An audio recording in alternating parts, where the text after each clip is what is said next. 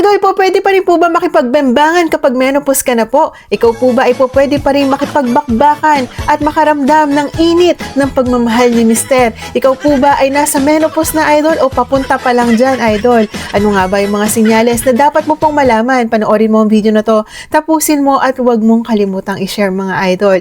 Menopause ka na po ba, Idol? Ikaw po ba ay pumupunta na sa yugto ng inyong buhay na kayo po ay palipas na at nagkakaroon na po kayo ng mga iba't ibang senyales?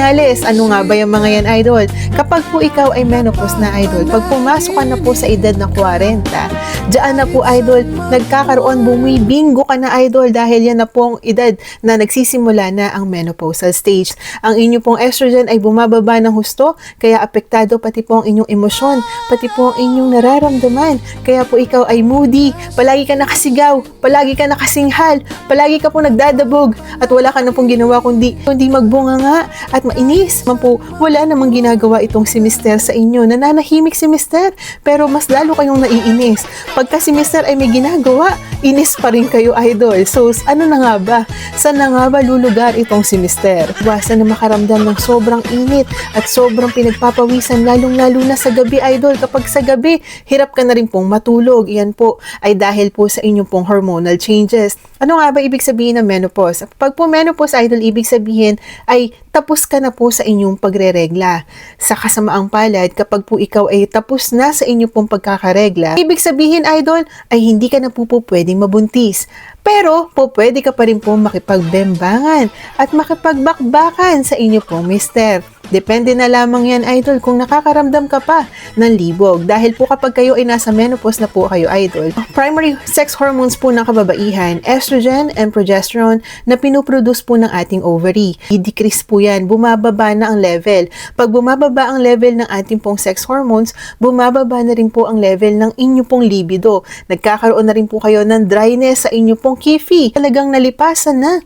Pero kaya pa rin pong makipagsabayan. Kapag po ang pechay, Idol, ay natutuyot na, nawawala na po yan, Idol, ng dulas. Kaya pag pumasok na po ang talong kay pechay, diyan na po, Idol, nagkakaroon po ng sakit. Napapaaray ka na ng kaibituran. Ang inyo pong kaloob-looban ay nagkakaroon na po, Idol, ng vaginal dryness. Nagkakaroon na rin po ng vaginal itching. Kapag pinasok na ni Mano yan, Idol, papaaray at mapapaaw dahil po sa sobrang tuyot na nitong si Kifi. Maari ka rin po, Idol, na maka-experience ng hot flashes o yung pakiramdam mo po ay naiinitan ka palagi. Ikaw po ay pinapawisan ng malagkit, malapot. Kahit po ikaw ay nasa tapat pa ng electric fan o ng aircon, maaari ka din, Idol, na makagkaroon po ng pagiging makakalimutin o pakiramdam mo po ay para bang hindi mo maalala ang mga kasalanan po ni Mister noong unang panahon. Yan po ay parte po ng pagkababae. Yan po ay darating po tayo sa panahon na yan. Kaya hanggat bata ka pa, hanggat fresh pa itong si Pechay, ay makipagbembangan ka na hanggang gusto mo, dahil pag ikaw ay pumunta na po sa edad po ng menopausal, unti-unting lalabas ang mga sintomas, Idol. Maaaring ikaw po ay merong irregularity sa inyo pong pagreregla.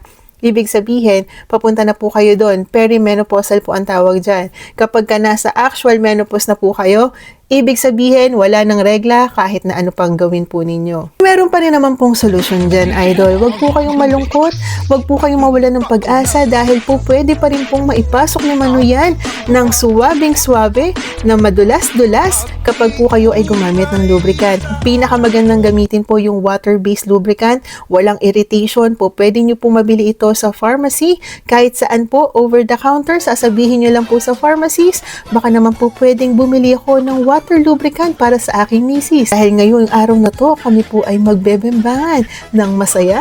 Hindi na mapipigil itong si Talong at si Pechay. Kapag yan ay nagsani-pwersa, ay talagang baka mapaaw ka na naman dyan, Idol. Mapaaw sa sarap, hindi po mapaaw sa sakit.